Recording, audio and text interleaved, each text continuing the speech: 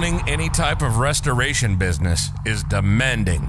Demanding of your time, your energy, and resources. And that's why we're here. This is Restoration Domination. If you're a contractor in water mitigation, mold remediation, biohazard cleanup, roofers, or public adjusters, you'll learn how to dominate using some of the techniques and strategies that our guests will share. We'll interview top industry insiders, movers and shakers, hustlers and hackers, and anyone dominating their industry. This is Restoration Domination. Hustle, hack, and dominate. And here's your host, Rico Garcia.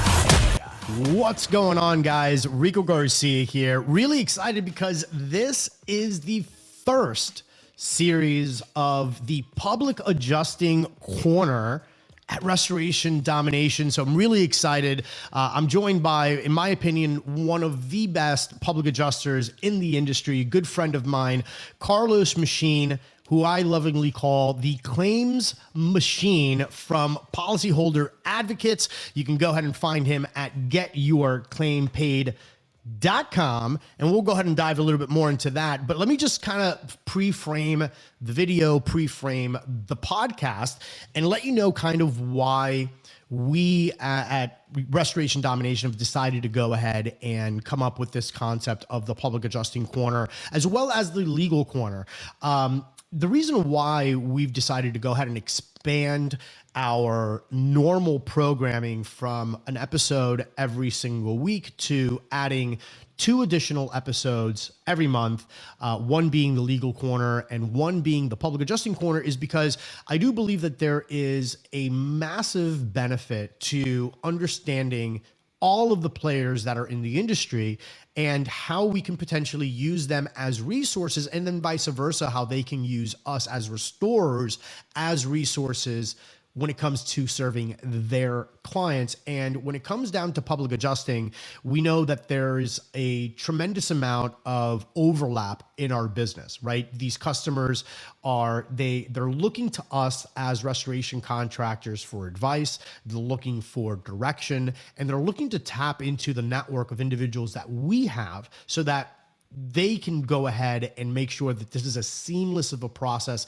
as humanly possible. And to help us, kind of uncover some of these things, the changes in the public adjusting arena, how public adjusters can help us out as restorers, how they can help our customers, and how they can make us look like superstars in the process. Without further ado, Carlos, man, thank you so much, brother, for jumping on today and spending some time here with us. Absolutely, man. Pleasure to be here. Awesome. So you were on the podcast previously as a quote unquote regular guest. Not that any of our guests are regular, they're all superstars.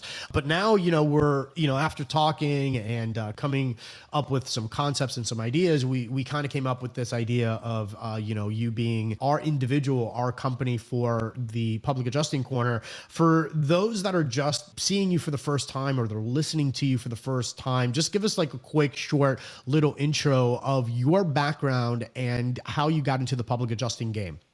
Yeah, absolutely. So I started in the industry back in 2007, 2008 timeframe, working for one of the largest insurance companies, Allstate, as a catastrophe adjuster. I spent 3.5 years there. Got tired of the traveling, went and transferred over to Liberty Mutual in the tri-county area, I should say, in South Florida. Spent another 3.5 years there. After that, I left. I couldn't deal with the corporate lifestyle. So I started consulting for other public adjusters and attorneys and doing estimating and just behind the scenes type of work. And then Hurricane Irma came around and found that there was just a need for good public adjusters. I was getting crazy calls from different people, from clients that I was just there to consult for and looking for updates, and that things were dragging. And I said, you know what, I got to step in the game and help people out. And about 4 years ago, we opened up Policyholder Advocates. I was a one-man show for some time, but it was no small feat. And now we're growing, and we're going to try to take over the state in the next 6 months or so, and have a guy in just about every corner of the state. So we're really excited about that. And we just want to help one policyholder at a time to get their claim paid. And that's what we're doing. Awesome. So kind of diving like right into it, right? A lot of like mitigation guys, restoration guys, and companies out there, they really don't see the value in bringing in a public adjuster, right? They think that they're going to muddy the waters. They think that there's going to be deals that are lost if they bring in a public adjuster, which by the way, that's happened to me, right? Because there's good pros and then there's bad pros, right? There's people that are just looking after themselves, that only care about their wallets. And I get that. I mean, I don't care what industry you go to, you're always going to find someone like that, right? But that being said, a lot of mitigation and restoration pros saying, hey, you know what? Like, we're on the mitigation side. It doesn't really matter if we bring in a public adjuster or not, because we're kind of handling our own invoices. We're doing our own thing. It's kind of outside of the scope of what a public adjuster does. But my opinion is that there's a lot of synergy there between a mitigation contractor and a public adjuster. What's like your initial take? Like when you hear that commentary, like what's your initial take on that? And where do you see public adjusters and mitigation contractors really fitting in?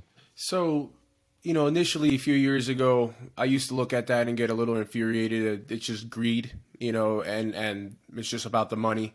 I've definitely changed my tune on that. I see where they're coming from, because they probably have run into some bad PAs and people that have dropped the ball, and, life happens and so forth. So I get where they're coming from 100%. However, me as a public adjuster, I feel like I'm at the center of all you guys. Right. So I'm at the center of the mitigation companies, the contractors, the mold guys, whatever it may, roofers. I feel like I'm in the center, and without that circle, I can't do my job. And at the end of the day, the reason why I got into this side of the business is to help the homeowner, the client. Without having that proper support, you're not really giving them a service. So yeah, a mitigation company might be the first call, the emergency side of things. I'm taking care of my own bills. Fine. I don't want a piece of your money.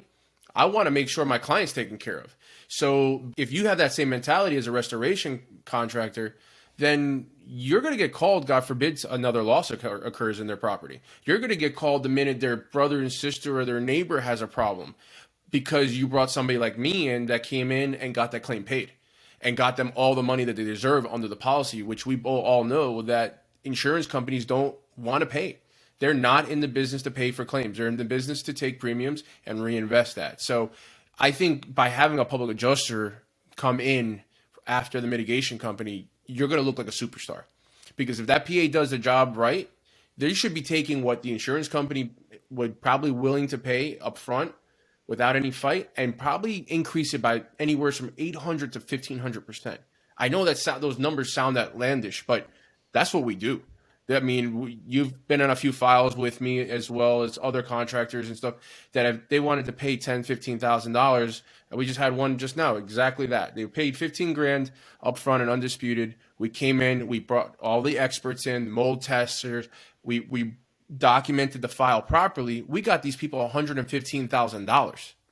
Right. That's crazy.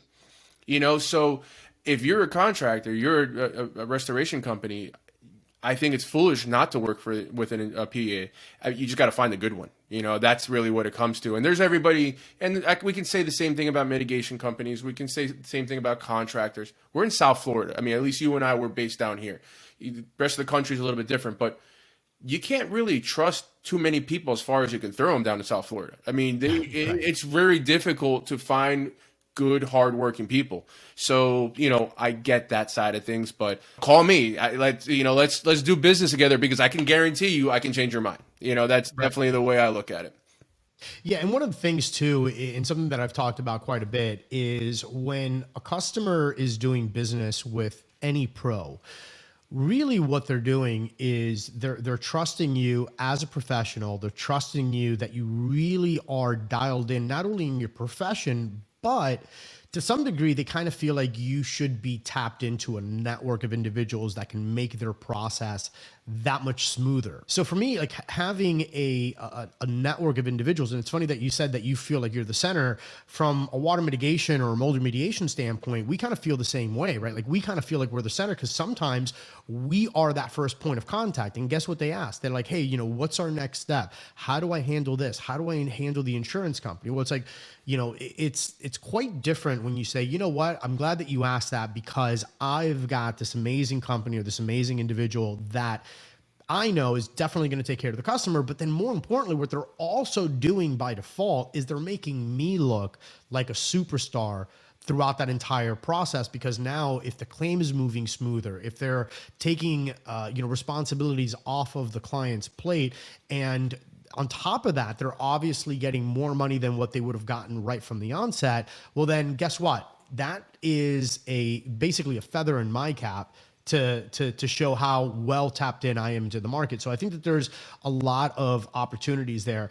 Now, as far as like changes in the industry, I mean, I know that there's so many changes with policy language that are affecting restorers, right? It's affecting, water caps. I mean, there's obviously a lot more exclusions and all of this stuff. So like, what are some of the biggest changes that you've seen recently? And then more importantly, what do you see changing potentially in the future that's going to maybe cause a little bit of friction on the restoration side? Well, in Florida, there has been a lot of changes. I mean, they're like you said, they're having the $3,000 water limitation coverage. Certain policies won't even pay for it unless you call and get approval. There's a lot of things that are going on there, and honestly, kind of circling back, that's why you want a public adjuster, someone who's well versed in reading that policy.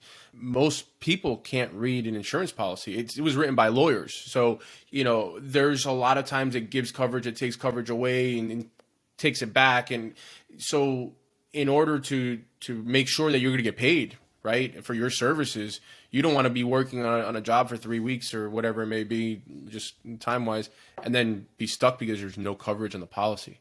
And then what? You got to now chase that client down. You got to file a lien, and that's not what you want to do. You want to get in, take care of business, and get out. So just keep an eye on the legislation. They're coming. For whatever reason, they show record profits every single year, and they continue to cry wolf, right? So I'm constantly getting these things. I just got a policy actually the other day. You want to hear nuts? That they had a language in there that's literally the endorsement read anti-public adjuster endorsement.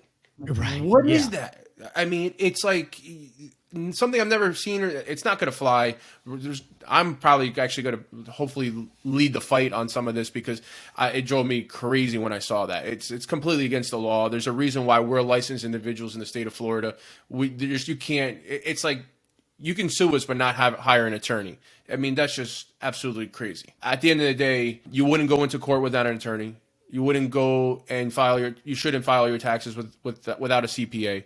Why are you going to file a claim without a public adjuster? Prime example, we just have one mutual client that we're turning this wheel around, but I got called in 5 weeks after the date of loss. The insurance company that they trusted, I'm not going to name names, sent out a contractor, a mitigation company, very well known, large franchise. I'm not going to say who it is either, but they had one guy there for 5 weeks, and there was 3 inches of water throughout the whole entire property. I mean, there was toe kicks that weren't removed until 8 weeks later when you were able to get in there.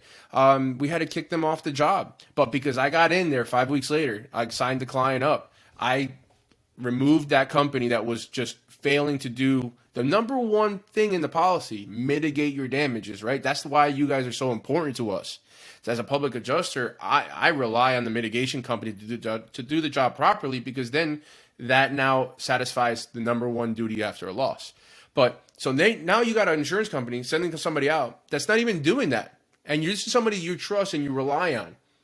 What do you think is going to happen? Of course, nothing. The whole house is full of mold, water damage everywhere. Standing water is still found in wall cavities. I mean, it was just 8 weeks later. 8 weeks later. Which is insanity.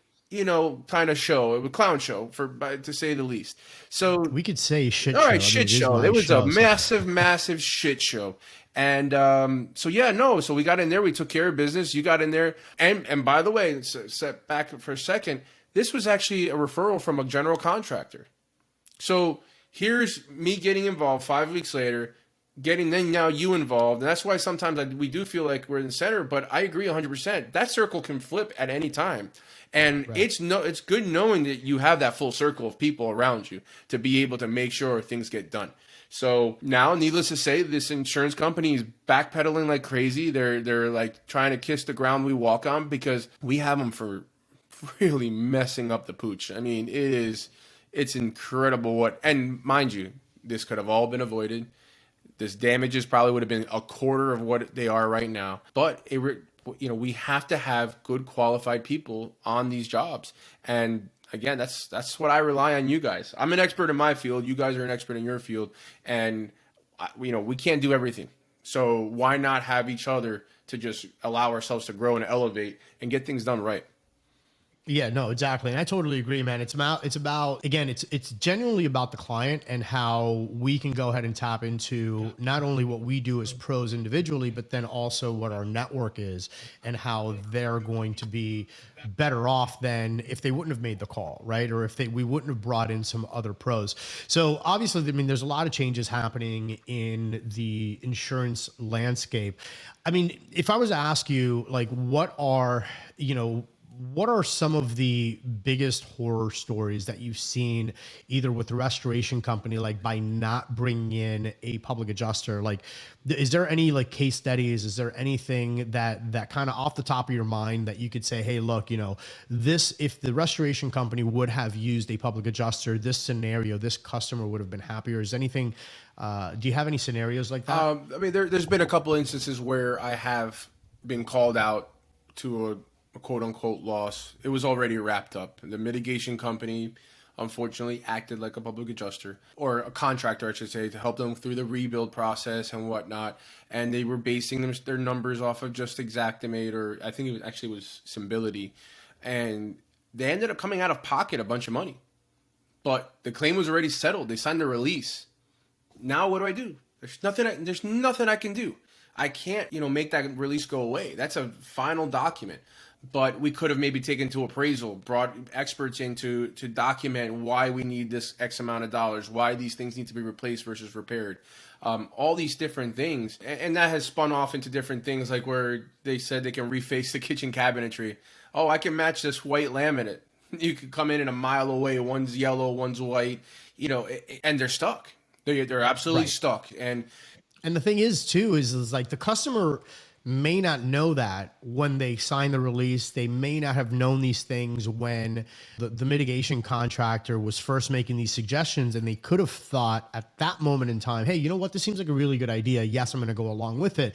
But then what happens is that life is long, right? So this person's going to talk to their friend, or they're going to talk to a public adjuster eventually, or maybe another mitigation company and said, oh, you know what, really, they kind of screwed your entire scenario here. You should have gone A, B, and C. So then eventually what happens now is that the person becomes a little bit smarter, they become a little bit wiser, and they're like, oh, you know what, I did mess up. I should have done A, B, and C. And then ultimately the mitigation company just doesn't look that good anymore, right? So that pedestal that the customer had them on, all of a sudden you're not there anymore because you're like, oh man, like now I realize that you either A, didn't have the network, or you didn't really know how to handle this claim, or I got shortchanged because you were so concerned about being in and out and just getting your money, and the only thing that you cared about was your cash. So that's not a good thing, right? Yeah. So now all of a sudden, if this person ever has another loss, or if they have family or friends that have a loss, they're not going to call you anymore because they're going to be like, you know what? Yeah, they did whatever it is that they did, but it could have been so much better for me because they were looking out for me as the customer. Yeah. I mean, I couldn't agree more. It's just, the synergy's there. And I think it only helps, again, just making you look like a badass. And, I'm all about networking and having our people, because you know what? It is a nice feeling when someone calls you up and say, hey, Carlos, do you have a guy for this? Or I need to do this around the house and blah, blah, blah, blah. Okay, great. Here's the contact, text it over to them and done deal. They know we're the go-to people, and it flips the other way too, so it's not just one-ended, it's a double-edged sword. And, without it, I don't think my business would run smoothly. I have had hiccups with others that it's like, all right, you got to chase down invoices. They want you to help them get paid or negotiate the claim, or I don't even have a report to be able to substantiate my end of the claim, let alone their end of the claim. No testing done, or the invoices take 6 months to get. It's like, well, come on, you can't have your cake and eat it too. I'm here to help. We're here to help each other, but you got to run your own business, right? So, and that being said, that's why I'm one of the PAs that firmly believes I don't need to be charging my fees on a water mitigation bill, because If anything, you just made my claim that much easier. And if you're running your own invoices, you're chasing your own money, there's no reason for me to take, anything of that. Just take care of it. And when I need the supporting documents so that I can move the claim, send them, have them ready, be prepared, so those are definitely the couple things that drive me nuts on files that come through. But when it doesn't, and when it runs smooth, man, these insureds are so happy about it because they got paid, they got their house back in order. There's no mold. I mean, geez, the couple times I've gotten into something, oh yeah, I had a claim a year and a half ago in the same area. Now there's mold. Well, it's because it was never dried out, and they put the whole kitchen back in there. Right. It's just like, what are you people doing? Come on. So right. It's a little hectic out there. Yeah, no, for sure. So definitely want to talk about more about supporting documents, about doing the right thing. But what we're going to do real quick is just take a quick moment and we're going to thank our sponsors. Hey, Restoration Nation. So real quick, I want to talk about your estimates. And being in the restoration industry, look, we have to make sure that our documentation is super tight and it's on point, and we want to eliminate as much back and forth with the insurance carrier as much as we possibly can. And this is why I want to talk to you about Impartial. And I really love the name because it's supposed to be impartial. Kind of get it? So the reason why this is such an amazing software is because it uses the technology that most of us are already using, which is the Matterport technology, and then basically makes this on steroids when it comes down to building your estimates. And Impartial has three main offerings that I want to talk to you about real quick, starting off with Impartial Scope. Now, when we're talking about Impartial Scope basically allows you to generate a carrier-approved worthy estimate. And basically the way that it does this is by extracting all of the relevant data from pre-mitigation as well as your post-mitigation scans, and packages this up in such an amazing way to where it eliminates so much back and forth. And again, the whole idea as our industry evolves is to harness the power of this kind of technology. Not only that, but it also has another offering, which is Impartial Embed. And basically what this does is it gives you the ability to go ahead and tag with highlights, your general scope notes, mitigation activity, moisture readings, and so much more information. You even have the ability to go ahead and upload JPEG pictures, PNG, ESX, and so much more right into the Impartial tags, which makes your documentation that much more tight, which ultimately leaves less room for people on the other end to have much of an opinion as to what your estimate is about. Because again, this is all about harnessing real physical data. So not only that, there's obviously a lot of industries or a lot of instances where you're going to need to make some changes to your estimate. And lately what we've been seeing is a lot of back and forth between Xactimate and Symbility, which leads us to Impartial Convert, where it basically takes any estimate and can change it between Xactimate and Symbility and vice versa, and really makes this entire process very, very easy. And we've got something really special for you, Restoration Nation, for listening to the show, watching the show, and it's an amazing offer that I want to go ahead and extend to you. And that is if you head on over to info@Impartial, and that's impartial.io/domination. And again, the link is going to be in the video description as well as in the show notes below. You're going to get an amazing offer, and that is a total of 99% off their enterprise plan. So just go ahead and visit info.impartial.io/domination. Go ahead, check them out. You're going to be happy you did. Photo documentation is possibly one of the most important aspects of what it is that we do in the restoration business. Not only so that the client knows exactly what's going on, but also so that you can prove your work to insurance companies. One of the best ways that I found to go ahead and document our projects is by using CompanyCam. CompanyCam is an amazing app. It has so many features, everything from time-stamped and GPS located photos, individual project files, unlimited photo storage, in-app communication with your crew, a live stream of all of your projects as the photos are coming in, as if it was an Instagram feed. So from a managerial standpoint, CompanyCam can help you there as well. But more importantly, it gives you the ability to protect your organization while documenting and keeping everything nice and neat. So we've got a really special offer for you. If you go to companycam.com/dominate, not only will you get your 14-day free trial, but you're also going to get the first 2 months 50% off. So again, head on over to companycam.com/dominate, get the app, and I'm sure you're going to love it. All right. So kind of jumping right back into that, supporting documents is like really important, right? Because now the supporting documents kind of go both ways. I mean, we've had cases where claims were not necessarily denied, but they were, basically they were denied and saying, hey, no, we're not going to pay for A, B, and C. But because the mitigation company now had a certain set of documents and, certain findings and everything else, and everything was itemized in a certain fashion, well, then all of a sudden something that would have been denied by the insurance company, right, got approved. So we've seen cases like that time and time again. So again, what does this mean? What this means is that there is a whole new set of value that the mitigation company was able to bring to the table, because we weren't just going in saying, hey, yeah, sure, we'll go ahead and do the water mitigation. Yeah, we'll do the dry out. Yeah, we'll do the tarp, and then send you on your merry way. Sure, we get money, but then what about everything else, right? So there's definitely something to be said about having that synergy and having a good group of people that you're working with that can really drive the entirety of the customer's experience to where it needs to be. No, absolutely, man. It can turn the whole claim around, right? How many times you can get in there, you have coverage for what you're doing, right? There's a $3,000 limit or a $10,000 limit, whatever the case may be. But there's coverage. And they'll come out and they'll deny it anyways.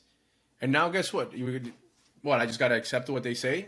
No, it's their interpretation, right? So then I can come in, I can document it, and along with your moisture mapping or the testing of, the infrareds and things like that.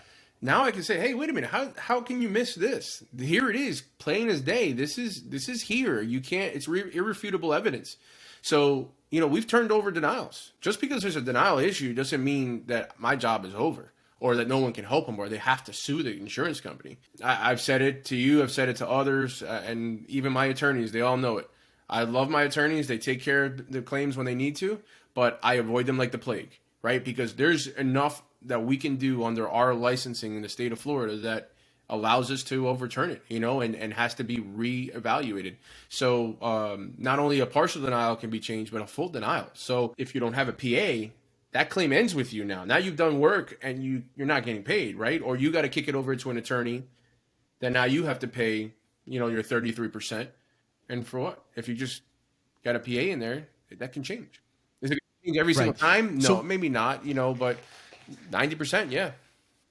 Right. So how would you recommend for, restoration companies, roofers, general contractors, right? How would you recommend, because I think people go about networking the wrong way a lot of times, right? They kind of come at everybody with their hand out and, it's like, hey, what can you do for me? What can you do for me?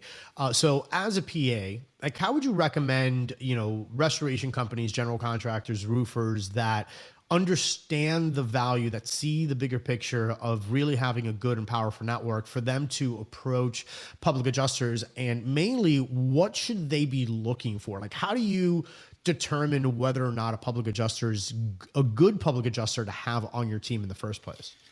Well, I mean, look, everything now is reviews, right? So just to confirm whether they're good or not, that would be my first part to start with. I get approached by attorneys all the time, GCs, water mitigation companies. It's the same thing. Like you said, everybody's always with their hand out. What can you do for me? What can you do for me?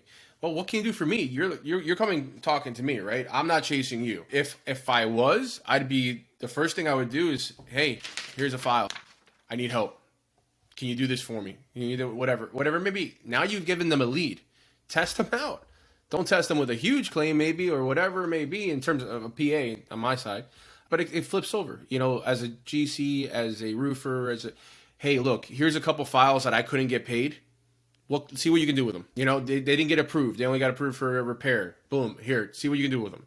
Then a PA is going to get sparked. Because you know what? Yeah, okay, can I give a lot of business to those individuals? Absolutely. And I want a bigger group of guys that I can spread the wealth through. Because I'm a firm believer in not putting all your eggs in one basket, whether it be attorneys, mitigation companies, roofers. It also shows you're not married basically to one company and just sending everything and colluding or anything like that. So it's good to keep things spread out. But yeah, approach whoever you're looking to work with a file. Doesn't have to be anything huge, anything crazy, but just let them work that file. Get referrals. Ask them for previous clients. Hey, how did this guy do for you? What did he return? I guarantee you're going to get real live answers, right? But yeah, Google reviews is a big thing now. We're trying to go back to our old customers to let them speak their stories, and tell them how we did, because we really genuinely want to hear what they think. I don't want just, hey, give me a 5-star review or what. No, give me a little piece of the action of what happened. What did I do that made you so happy?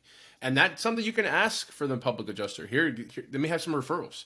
I tell my clients, look, even because I refer this roofer or this multiple, companies, whatever it may be, I'm not married to them. You do your due diligence. You get the reviews. You ask for the referrals from previous clients, and you just gotta do a little bit of some homework, And same thing happens with me. It's very, and it's tough because it's really tough because you have a couple companies that you work with that things get done, don't get done, however it may work out, but you're already set in your ways. So to bring somebody new into affecting possibly your livelihood and your claims, it is a little difficult. But it makes it a little easier when you're handing out to then get the handout.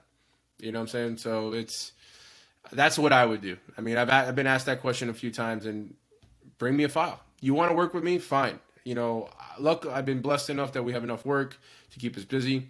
I don't have to go chasing anything. All word of mouth, pretty much, no advertising. So, I've been blessed that way. So if you want me to expand, you got to bring me something for me to be able to wet my beak a little bit. Yeah, right. Exactly. I mean, it's everybody's in their own respective business, right? It's like, if you're a water mitigation guy, like, what do you want? You want more water jobs. You're a public adjuster. Guess what you want? You want more public adjusting files. Like, that's what you want, right? And everybody's kind of already got their little network. Everybody's kind of got someone that they have somewhat of a relationship with. So, in order for you to come in and just say, with a cold call and be like, hey, I'm a water restoration company in your neck of the woods, and I'd like to buy you coffee one day. It's like, dude, I really don't have the time to sit down. Yeah, I can buy my own coffee. I really don't have the time to, not that I'm being rude. It's not that I don't want to meet new people. It's not what that's about. It's just most entrepreneurs, most business owners, look, you're busy with your customers. You're busy with your meetings day to day. You're busy with, 1,000 things. And sometimes you just don't have the time to, throw away an hour for the same sales pitch. Nothing. Yeah, it's the same. To hear a sales pitch that everybody hear different, and not to come off pompous by any means. It's just it's repetitive, right? You guys can't reinvent the wheel. So as long as we talk about documentation, getting the job done, proper dry out, no crazy invoices being submitted to the carrier, it's a clean file. You do your job cleanly, knowing that you're not going to get rich off of one job. You're going to get rich off of many, right? So that's what I used to see on the other side, the carrier side. I used to see for like a 2-little bathroom dry out, $10,000. Like, come on. That's not what it's worth. I understand you have to have negotiating room and everything like that, but why? So when you start throwing those wrenches in, I don't want to hear it. So you can't reinvent that business. It's just, can you do it right? Can you get from A to Z the right way and not create a shitstorm? Because that's the other problem. I mean, some guys get in there and they just create more havoc, like we were just talking about that one carrier company. I mean, making up more of a mess than was necessary. So, just keep it clean, and things will go good. Awesome, man. So, Restoration Nation, on that note, I want to go ahead and remind you that we do have the phone number that's available, right? 678-TALK-TO-US. Carlos Machin is going to be joining us again next month with the second episode of the Public Adjusting Corner. And what we're going to do is we're going to probably put together a couple of case studies, particularly, highlighting some of the pros and cons of having a PA, not having a PA, having a mitigation contractor, and what a PA was really looking for. But in the meantime, look, if you've got any experiences, if you've got any comments, or any preconceived notions about what it is to work with a public adjuster, I'd love to hear from you. We'd like to hear from you. We'd like to go ahead and pull in that audio from the hotline and also give you an opportunity to kind of get a shout out on the podcast as well. So make sure that you dial 678-TALK-2, the number 2, us. So 678-TALK-TO-US, and just be like, hey, this is a question for Carlos Machin, and we'll go ahead and pull that into the episode coming up next month. Meanwhile, Carlos, if you want to go ahead and get in contact with Carlos, I'm going to leave links and phone numbers in the video description as well as in the show notes below. And Carlos, real quick, man, if someone wants to go ahead and get a hold of you, if they have any policy questions, or perhaps they want to do business with you, like, what's the easiest way for them to go ahead and reach out to you? Easiest way is email, text message, and if you can find us on social. I'm not too big on LinkedIn. I get a ton of emails there, but we're starting to focus that side of things here shortly. But Carlos_Get Your Claim Paid on Instagram, or Get Your Claim Paid is our main IG handle. You can find me on Facebook at Get Your Claim Paid. Email is carlos@getyourclaimpaid.com. Telephone number 561-569-2476. Any which way, just give us a holler. We're more than glad to work with you. If you know somebody that's looking to get into the public adjusting realm, give us a shout. We're expanding throughout the state of Florida, and always looking for more contractors, always looking for more mitigation companies that do good quality work so that we can get these claims paid. Awesome. And on that note, Restoration Nation, make sure that you tune in for our next round coming up shortly. And till then, remember, hustle, hack, and dominate. You've been listening to Restoration Domination, interviewing the restoration business's top industry insiders, the movers and shakers, the hustlers and hackers. We hope you've gotten some useful and practical information from the show. Make sure to like, rate, and review. Hook up with us on Instagram and subscribe to our YouTube channel at Restoration Domination to catch video interviews, highlights, and behind-the-scenes content. And follow your host at Rico Garcia Jr. Till next time, this is Restoration Domination. Hustle, hack, dominate.